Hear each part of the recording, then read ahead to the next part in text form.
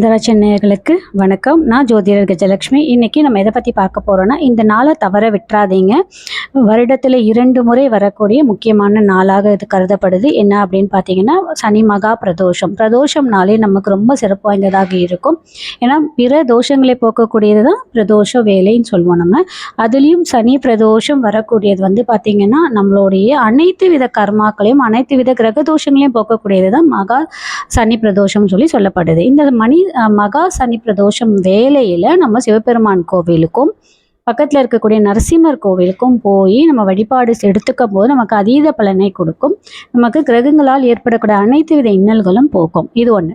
நம்ம ஏன் இந்த பிரதோஷம் ரொம்ப முக்கியம் அப்படின்னு சொல்கிறேன்னா, புரட்டாசி மாதம் வரக்கூடிய பிரதோஷமாகவும் இருக்குது. இது புரட்டாசி மாதம்னாலே சூரிய பகவான் கன்னி ராசியில் சஞ்சரிப்பார். கன்னி ராசின்றது காலபுருஷோத்தப்படி 6ஆம் இடமாக இருக்கும். 6ஆம் இடம்ன்றது நம்மளுடைய கடன், நோய், இதெல்லாமே எதிரிகள் இதெல்லாமே குறிக்கக்கூடிய தன்மை. இந்த மாதம் வரக்கூடிய சனி பிரதோஷம் அப்போ நம்ம சிவபெருமானையும் பெருமாளையும் நரசிம்மரையும் வழிபாடு எடுத்துக்கும் போது நமக்கு அதீத பலனை கொடுக்கும். நீங்கள் என்ன பண்ணலாம் அப்படின்னா, நந்தி பகவானுக்கு நல்லெண்ணெய் வாங்கிட்டு போய் கொடுத்துட்டு நீங்கள் அந்த நல்லெண்ணெய் அபிஷேகம் பண்ணிவிட்டு அதுக்கப்புறம் நல்லெண்ணெயை தேய்ச்சிட்டு அதுக்கப்புறம் அபிஷேகம் பண்ணும்போது நமக்கு உடலால் ஏற்படக்கூடிய அனைத்து நோய்களும் போகும். அதுக்கப்புறம் நீங்கள் தானம் என்ன கொடுக்கலாம் அப்படின்னு பார்த்தீங்கன்னா, பால் பாயாசம், அப்புறம் புளியோதரை, மெதுவடை, சிகப்பு கலர் அரிசியில் வெல்லம் கலந்து கொடுக்கலாம்.